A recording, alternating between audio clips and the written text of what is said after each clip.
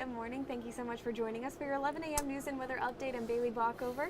Dustin Staples with you. Great, and it is feeling nice outside. I feel like I feel like we're at the tail end of summer almost, even though we're not. It feels like, because football begins, we got all these festivals beginning. I mean, it's that time of year where it's like, all righty, are we going to get into fall? Not quite.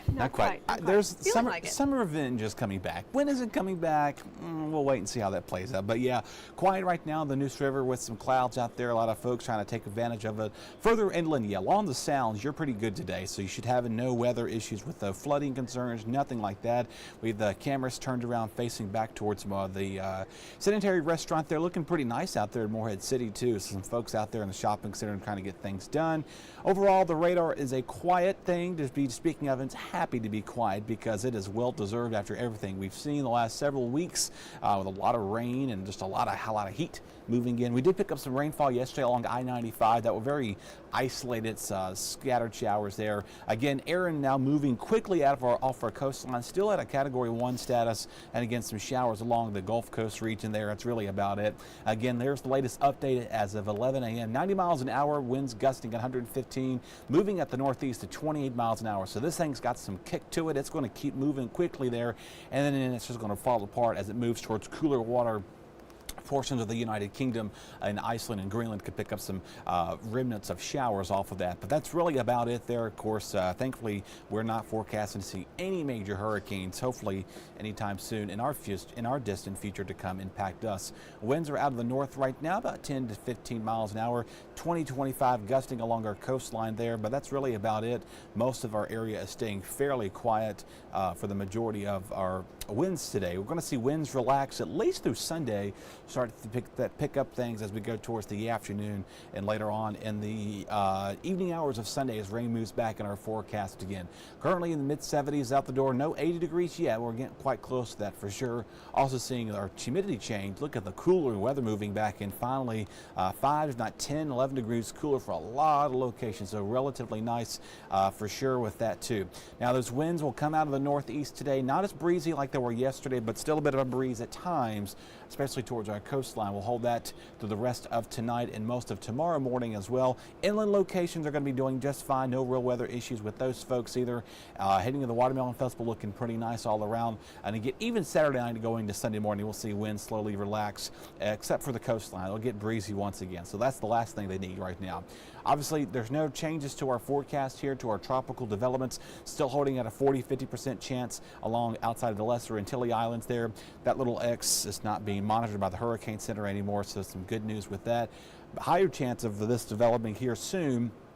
Probably going to become a tropical storm, tropical depression, but it's going to kind of follow the similar path as Erin did, but stay well out further to the east as it makes a direct impacts towards Bermuda. No impacts to us here in Eastern Carolina, so that is some good news. Watermelon Festival Day number 2 is underway tonight. Of course, we're going to have coverage beginning on our newscast this evening. Be sure to check that out. Rides, music, food, vendors all out there today. Tomorrow, the parade's underway at 10 a.m. We'll be out there, or I will be out there in the parade with that. So be sure to come by tomorrow and say hello to us with that too. Sunday, we do got, again, some heavy rain possible, and again, very steady rain along our coastline. So no real weather worries issue either. So again, just keep that in mind. Just continue to keep the sunglasses and sunscreen to you. So not too bad of a forecast at hand with us. Clouds and a little bit of mix of sunshine as we go towards tonight. A few spotty showers. Most will stay dry. Saturday morning looking pretty good. No real weather issues to be confined about. Later Saturday afternoon, we could see a few spotty showers, but they're not going to be impending your day. Saturday night and going into Sunday morning, we'll start to see more showers and move in as we go towards the overnight into Sunday. So right now, Sunday's in kind of a bit of an off and on washout day. First half of the day it should be okay, but south of 264 closer to the coast has better chance of showers. We do pick those up later on the day on Monday morning when things begin to slowly clear out.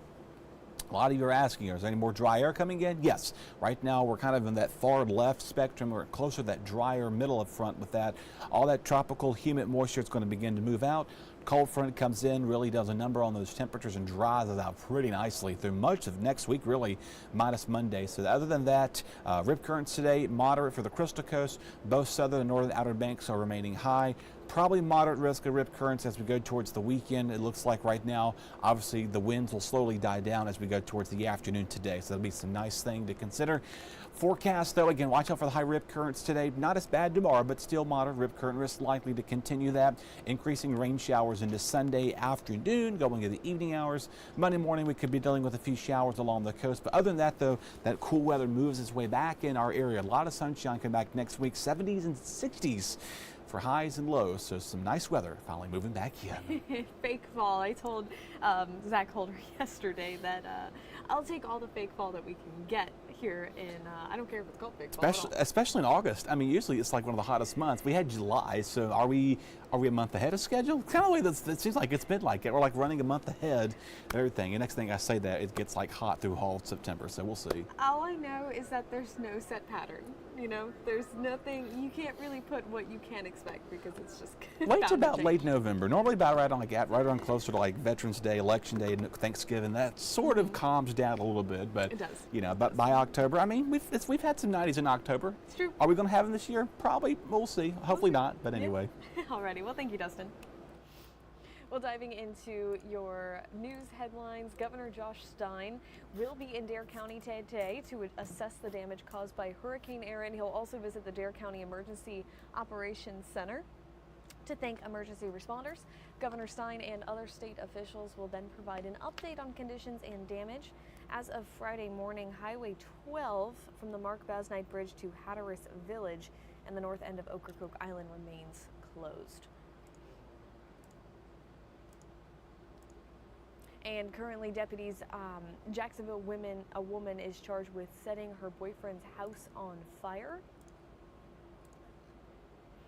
Onslow County deputies say they were called to a home at 2052 Countrywood Drive for a report of a fire around 8 p.m. Tuesday. Deputies say they met with the owner of the home, Deshaun Middleton, who said he was asleep when the fire started and woke up to the blaze. Middleton told deputies he and his girlfriend, 25-year-old Ariel Payton, were the only people in the home and both were asleep at the time. Deputies say Payton wasn't home when they got there, but she was later found and arrested on unrelated outstanding warrants. After further investigation, deputies found probable cause to charge Payton in connection with the fire.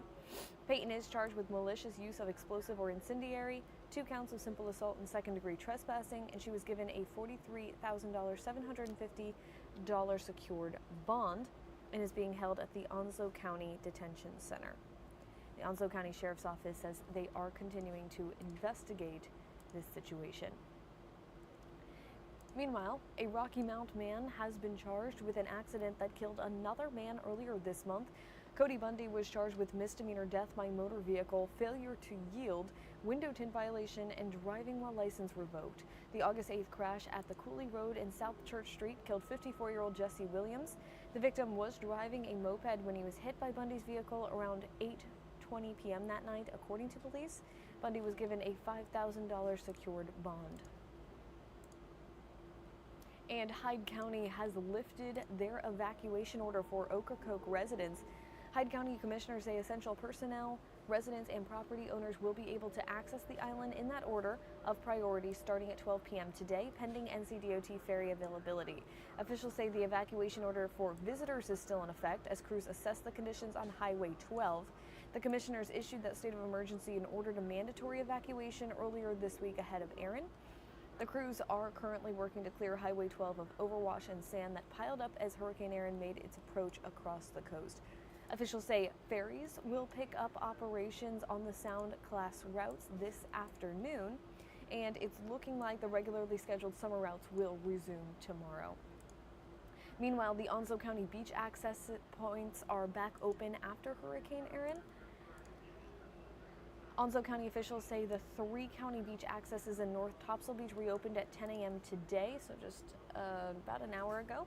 The accesses were closed as a safety precaution due to serious rip current risk and overwash concerns caused by Hurricane Erin. Officials say there was some localized dune erosion and beach access 4 had some overwash into the parking lot. County officials still ask beachgoers to keep current risks in mind and pay attention to those posted advisories. You can also do that by downloading our First Alert Weather app. We have all the info that you need right there at your fingertips. But for now, that's all the time that we have for this hour. You can join us back at noon for more news and weather updates. For now, enjoy the rest of your day. Stay safe.